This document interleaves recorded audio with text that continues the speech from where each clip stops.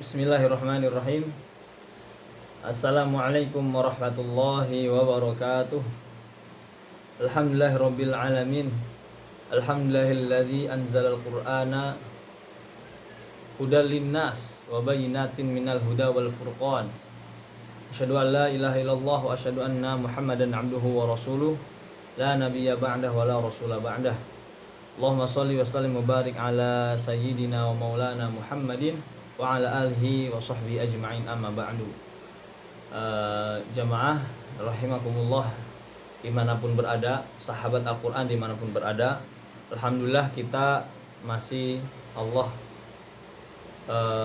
panjangkan usia kita pada hari Ramadan ini di tahun 1443 Hijriah, yang mana pada hari ini kita sudah masuk puasa yang ke-28. Alhamdulillah.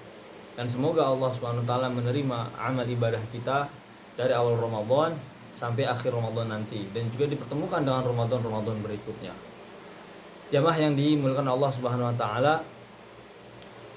ada kebiasaan yang baik, banyak kebiasaan baik di bulan Ramadan, yang tentunya ini sangat patut harus diapresiasi bagi kita. Di antara saudara-saudara kalangan muslim kita, pertama di bulan Ramadan mereka di antara kita memperbanyak sholat, perbanyak sedekah, perbanyak amal ibadah lainnya, dan di antara yang paling mudah didapatkan itu di antara kalangan kita adalah memperbanyak tilawah Al-Qur'an. Bahkan kita bisa temukan baik itu di 10 Ramadan pertama, 10 Ramadan kedua, atau 10 Ramadan ketiga, berlomba-lomba fastabiqul khairat, sangat bagus sekali. Banyak di antara kita yang targetnya 3 hari sekali khotam, terus dalam sepekan 2 kali atau 3 kali gitu kan, atau dalam sebulan selama Ramadan itu mungkin ada yang targetnya 10 kali. Para hafiz-hafiz Al-Quran itu, hufadzul Quran, hamil Quran, itu targetnya sangat banyak. Nah, Masya Allah, apalagi di pesantren tahfiz ya, itu sangat patut diapresiasi. Kita kembali ke kebiasaan di masyarakat kita, di masyarakat awam. Memang Al-Quran itu momentumnya pas banget di bulan Ramadan. Tetapi ingat, bukan hanya di Ramadan saja. Seharusnya, idealnya selama setahun penuh itu kita berinteraksi dengan Al-Quran. Tapi mungkin saja selama setahun itu kita sibuk, disibukkan dengan duniawi, ataupun belum sempat baca Al-Quran, hanya sekedarnya dibalas ketika bulan Ramadan. Itu sangat bagus sekali. Namun bagi kita seorang muslim yang mempelajari Al-Quran, harus kita ketahui bahwasannya Al-Quran itu bukan hanya diturunkan dengan ucapan bahasa, dengan bahasa Arab aja. Allah berfirman, Inna anzalna Qur'anan Arabiyyan, dengan bahasa Arab. Inna anzalna Qur'anan Arabiyyan, dengan bahasa Arab. Apakah cuma sekedar bahasa Arab aja gitu? Apakah cuma hanya sekedar kita bisa baca dan tanpa memperhatikan hukum tajwid gitu kan? Terus melanggar kaidah-kaidah tajwid yang ditetapkan oleh para ulama. Bahkan saking pentingnya ilmu tajwid dan ilmu tahsin ini, para ulama dahulu dari mulai fase pertama pengumpulan di kalangan sahabat itu belum ada istilah tajwid ya, belum independen, masih bergabung dengan ilmu qiraat dan juga ilmu bahasa. Ilmu tajwid itu belum ada istilahnya, belum independen. Ketika sudah masuk fase kedua sekitar abad keempat ya, awal abad keempat, ada Manzumah Khaqaniyah Imam Al-Khaqani. Itu ya, salah satu matan tajwid pertama di dunia. Salah satunya itu kan. Kemudian di akhir abad keempat, kemudian masuk abad kelima, abad terakhir disempurnakan ketika masa-masa kehidupannya Imam Ibnul Jazari, masternya di bidang tajwid, di bidang qiraat juga demikian. Itu saking pentingnya ilmu tajwid itu, para ulama bagaimana agar Al-Quran itu terjaga. Maka dari sisi i'jaznya, mu'jizatnya Al-Quran itu ya salah satunya dengan ilmu tajwid ini. Maka Ibnu Jazari dalam matan Muqaddimah Jazariyah disebutkan di bab tajwid, beliau mengatakan wal akhdhu bit tajwidi hatmun lazim. mengamalkan ilmu tajwid itu hatmun lazim, wajib. Malam yujawid atau man lam yusahhil Qur'ana fahuwa asimun. Dia berdosa. Siapa orang yang kagak mau belajar ilmu tajwid atau enggan, bahkan enggak mau belajar sama sekali padahal ada guru di tempatnya itu, kagak mau belajar, udah dah, yang penting aneh bisa baca aja dah, itu berdosa. Kalau nggak mau belajar sama sekali. Tapi beda kalau kita pengen belajar tapi belum Allah mampukan dengan bisa baca Al-Quran yang baik, yang fasih, itu masih tahap proses, ma'fu anhu insyaallah. Begitulah li'annahu bihilillahu anzala, kan di lanjutan bab tajwid itu. Karena dengan tajwid itulah Allah menurunkan Al-Quran. Wa hakadha minhu ilaina wasala. Dan begitu pula Al-Quran itu sampai kepada kita hari ini, itu terjaga kontetikannya dengan ilmu tajwid itu. Nah, maka momentum di Ramadan ini di masyarakat kita ini sangat bagus sekali. Ingin baca bahkan dari mulai bangun subuh, setelah sahur, lanjut sampai malam salat tarawih, masya Allah. Dan timbullah apa yang harus kita perbaiki, baik dari kuantitas atau kualitas. Apa yang kita ingin tuju, kuantitas kita memperbanyak bacaan Al-Quran kita atau kualitas bacaan Al-Quran kita. Ini yang jadi poin pembahasan kita pada siang hari ini di penghujung Ramadan. Semoga bermanfaat. Apa yang harus ini? Kuantitas atau kualitas? Jawabannya, bagi seseorang yang sudah mahir, sudah mengetahui ahkam tajwid, hakul huruf wa mustahakul huruf, hak huruf dan mustahaknya, dan juga sudah mempelajari itu namanya ilmu tahsin dan lain-lainnya, itu tentu kuantitas yang ditargetkan. Karena bacanya sudah bagus, sudah aman.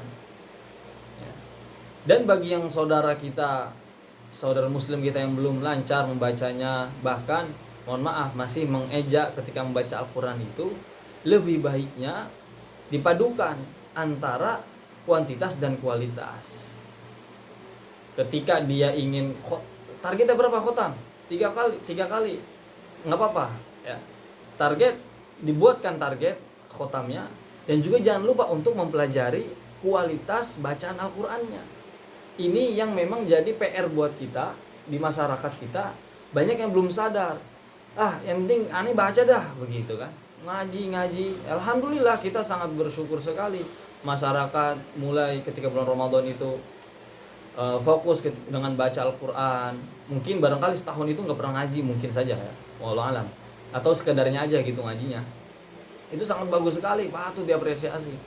Cuman jangan sampai lupa, bagi kita yang belum lancar baca Al-Qurannya, kuantitas sama kualitas tuh harus digabung ya. Dari pagi hari misalkan kita banyak baca nih, udah sampai juz 5 katakanlah. Siang harinya atau sore harinya kita datangin guru kita tuh, setoran bacaan Al-Quran sama guru kita. Guru, Ustaz, Kiai, Habib atau yang lainnya yang bacaan Al-Quran bagus, tolong dong simakan bacaan Al-Quran anak, atau mau nyetorin bacaan tolong dikoreksi Ustaz. Nah, itu kan cakep begitu ya. Kualitasnya jalan, kuantitasnya jalan. Begitu beriringan. Karena apa? Ketika kita ingin berbicara Al-Quran, ingin mendapatkan syafaat Al-Quran, itu harus dengan ilmunya seperti itu. Maka kalau kita menarik ke belakang di zaman Rasulullah SAW, begitu dahsyatnya, begitu semangatnya para sahabat Al-Quran itu, para sahabat ahli Al-Quran itu diantaranya Sayyidina Utsman, Sayyidina Ali bin Abi Thalib, Sayyidina Ubay bin Ka'ab, Zaid bin Sabit, dan juga Ibnu Mas'ud dan sahabat-sahabat lainnya, Sayyidina Umar radhiyallahu anhu dan lain-lainnya radhiyallahu anhum ajma'in. Itu bagaimana ketika Al-Quran diturunkan kepada Rasulullah SAW, mereka mendengarkan sesuai apa yang diturunkan dari malaikat Jibril ke Nabi. Maka ada proses talaqi dan musyafahah. Ini yang kurang di masyarakat kita. Dan ini menjadi ladang dakwah bagi para pengkaji Al-Quran, pengkaji ilmu tahsin. Bagaimana ketika ilmu tahsin, ilmu Al-Quran, ilmu tajwid ini belum tersampaikan ke masyarakat, kita kemas bagaimana cara dakwahnya agar ilmu ini tersampaikan begitu. Agar umat itu kagak cuman hanya sekedar bisa ngaji, melainkan ngajinya sesuai standar yang diajarkan oleh Rasulullah kepada sahabat melalui sanad jalur sanad yang sampai kepada guru-guru kita. baik dari negeri Mesir, Madinah, Maroko, Sudan dan lain-lainnya, ataupun di Indonesia kita sendiri. Yang penting kita memiliki guru. Iqra'ul Qur'ana kama 'ulimtum. Bacalah Al-Qur'an sebagaimana kalian diajarkan oleh guru kalian yang berkompeten di bidangnya, yang sudah bersanad misalkan. Bagaimana itu tersampaikan, kita kemas dengan kajian-kajian Al-Qur'an yang menarik agar masyarakat awam itu mau mengaji, terbuka, open minded, terbuka pikirannya. Oh iya, kita tuh ngaji kagak hanya cuma sekedar ngaji. Dulu kalau kita ngeliat prosesnya, wah masya Allah kan, kalau di hadis digambarkan Rasulullah ketika menerima Al-Quran dari malaikat Jibril itu dijelaskan dalam hadis berkeringat dingin, bahkan menggigil juga katanya kan, karena saking khusyuknya atau saking beratnya menerima amanah Al-Quran itu. Bahkan suatu ketika Nabi ingin cepat-cepat untuk mengucapkan ayat yang sesuai yang disampaikan oleh malaikat Jibril kepada Nabi. Maka di dalam Al-Qiyamah dijelaskan kan, la tuharrik bihi lisanaka litanjal bihi. Hai Muhammad, jangan kamu tergesa-gesa ingin mengucapkan Al-Qur'an. Inna alaikal Qur'ana inna jam'a wala tuharrik bihi lisanaka litanjal bihi. Inna alaina jam'ahu wa qur'ana. Mohon maaf, ada kekeliruan ayat. Kita yang mengumpulkan Al-Qur'an itu dan kita akan mengajarkan kepada Muhammad. Tenang saja. Nah, bahkan begitu sahabat diantaranya Kutabul Wahyi itu menulis, sahabat penulis wahyu itu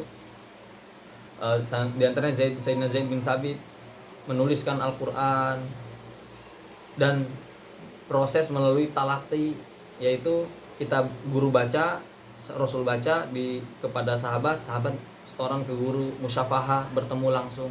Ini yang kurang, kita edukasi ke masyarakat. Bagaimana Al-Quran itu turun dibaca sesuai apa yang diajarkan daripada Rasul, sahabat, ke guru-guru kita, ke guru-guru Al-Quran kita yang bersanad. Begitu. Maka bisa kita kemas bagaimana cara baca Al-Quran dari Rasulullah. Ada seorang sahabat nanya kepada istri Rasulullah, wahai Ummu Salamah, deskripsikanlah kepada kami bagaimana bacaan Al-Quran Rasul itu. Kemudian apa jawaban Ummu Salamah? Annaha na'atat qira'ata Rasulullah sallallahu alaihi wasallam, mendeskripsikan bacaan Al-Quran Rasulullah sallallahu alaihi wasallam, yaitu dengan qira'atan mufassaratan, harfan-harfan, yaitu dengan bacaan yang jelas, kata per katanya, huruf per hurufnya. Misalkan kita belajar, ada kan kalau misalkan masih tahap dasar, makhorijul huruf, sifatul huruf.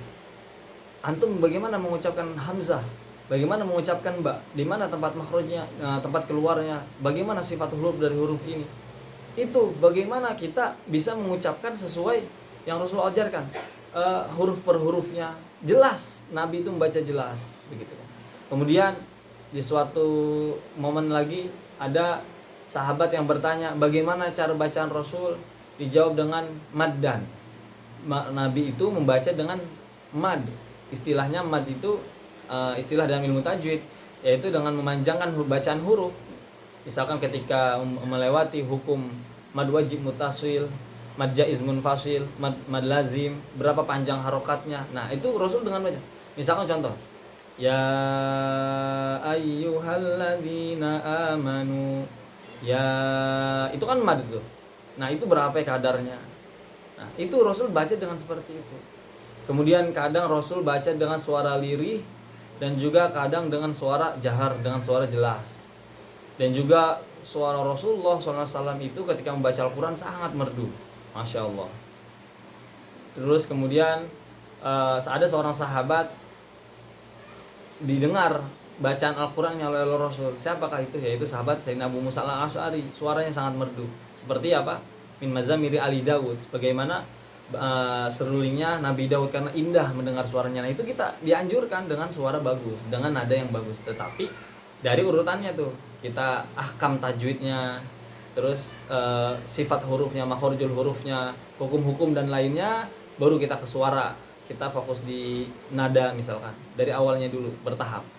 Ya, karena seseorang yang sudah fokus di awal dengan suara, dengan nada, terus yang empat-empatnya, poin-poin yang lainnya, ahkam dan lain-lainnya, hukum-hukum tajwid itu terbengkalai biasanya. Kalaupun enggak ya bagus seperti itu. Nah, kemudian dijelaskan lagi oleh guru kita cara baca Rasulullah itu yaitu dengan huruf per huruf, maksudnya dengan perkata per kata dipotong. Maksudnya misalkan contohnya dalam hadis itu Rasul tuh baca ketika Al-Fatihah Bismillahirrahmanirrahim, berhenti Alhamdulillahi Rabbil Alamin, berhenti Ar-Rahmanirrahim Maliki Yaumiddin. Begitu per ayat, kagak istilahnya kagak maksain nafasnya. Kalau nafas kagak kuat berhenti dah di situ. Nah, makanya dijelaskan oleh Sayyidina Ali sanadnya, walaupun banyak ulama yang berkomentar sanadnya ini belum bisa dipastikan tersambung pada Sayyidina Ali bin Abi Thalib. Maksud dari ayat warattilil Qur'an tartila dalam surat Al-Muzammil, bacalah Al-Quran itu dengan tartil, dengan serta tartilnya dengan bagus. Yaitu pengertiannya adalah penjelasannya tajwidul huruf wa ma'rifatil wuquf, dengan kita mentajwidkan huruf ketika baca Al-Quran, dan juga dengan wa ma'rifatil wuquf, dengan kita tahu kapan kita berhenti ketika membaca Al-Quran. Karena kan mengaruh makna setelahnya atau sebelumnya, itu penting. Maka ada pembahasan dalam matan muqaddimah itu waqaf wal ibtida, seperti itu kan, atau maktu mausul dan lain-lainnya.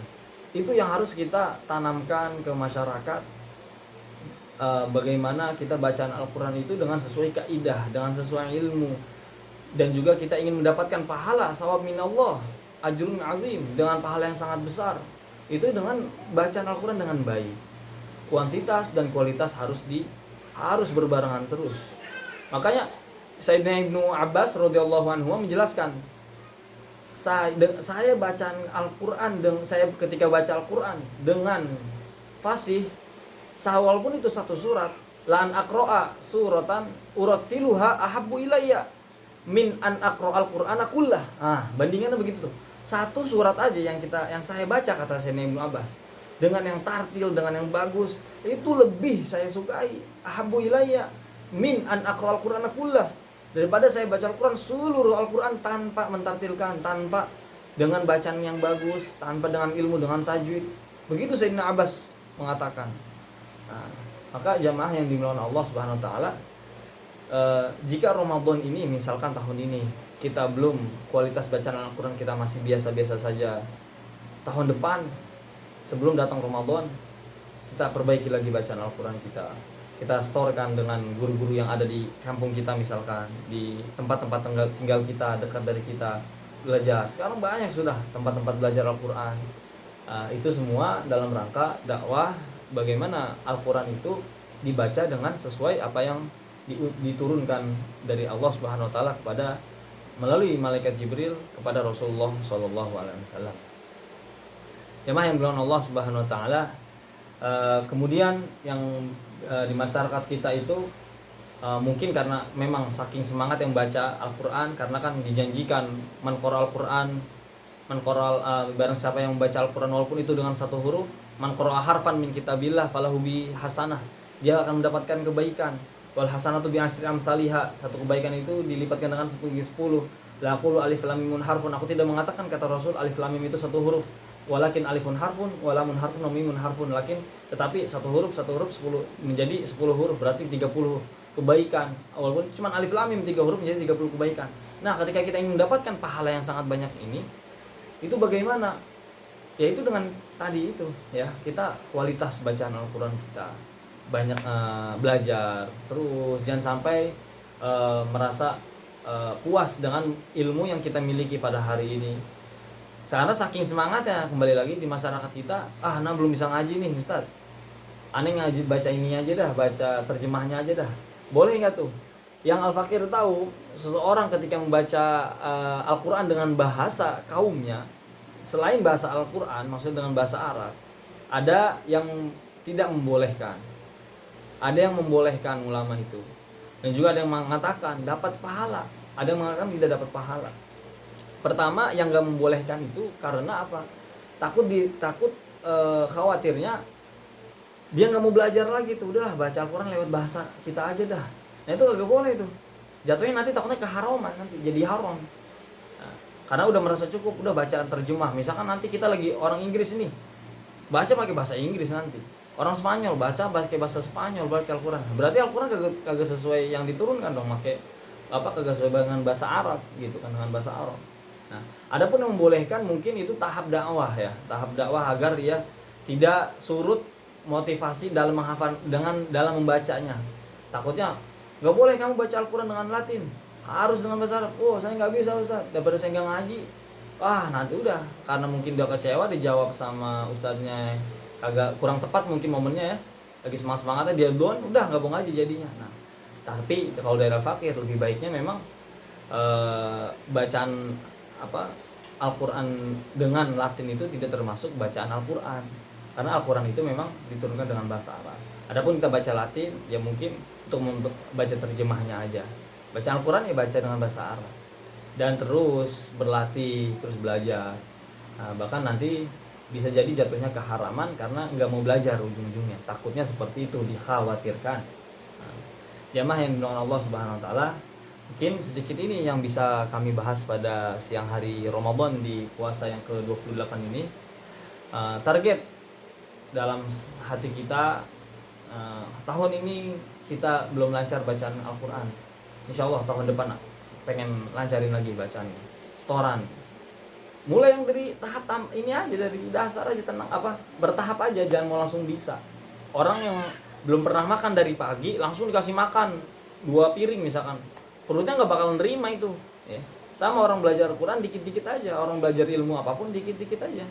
Misalkan dari juz 30 dulu, dari surat Ad-Duha sampai An-Nas, ataupun nanti dari surat An-Naba ya, setengah-setengah, sedikit-sedikit, bertahap, bitadarruj, jangan langsung sekaligus baca Al-Quran banyak. Karena saking semangat, saya mau ngaji, ujung-ujungnya nanti berhenti di tengah jalan. Bertahap, sedikit-sedikit distorkan ke ustadznya. Itulah ya pentingnya kita memiliki guru dalam bacaan Al-Quran itu ya. Khususnya ketika kita ingin membaguskan bacaan Al-Quran kita, alhamdulillah kalau ada guru di kampung kita masing-masing, datangi gitu, seperti itu. Karena begitulah terjaganya Al-Quran itu melalui para alim ulama, dirumuskan ilmu tajwid, dirumuskan ilmu tahsin, dibuat adanya matan-matan tajwid dan lain-lainnya sampai turun kepada kita hari ini, alhamdulillah. Dan kita bisa bacanya, bisa menikmati hari ini ya, lewat Rosam Osmani dan lain-lainnya. Nah, insyaallah semoga yang sedikit yang bermanfaat. Al-Fakir mohon koreksi daripada dari para yang menonton video ini, baik bisa kritikan, saran, masukan, dan tambahan apapun lainnya, bisa melalui japri kepada Al-Fakir ataupun melalui kolom komentar. Terima kasih, mohon maaf jika ada kesalahan. Wassalamualaikum warahmatullahi wabarakatuh.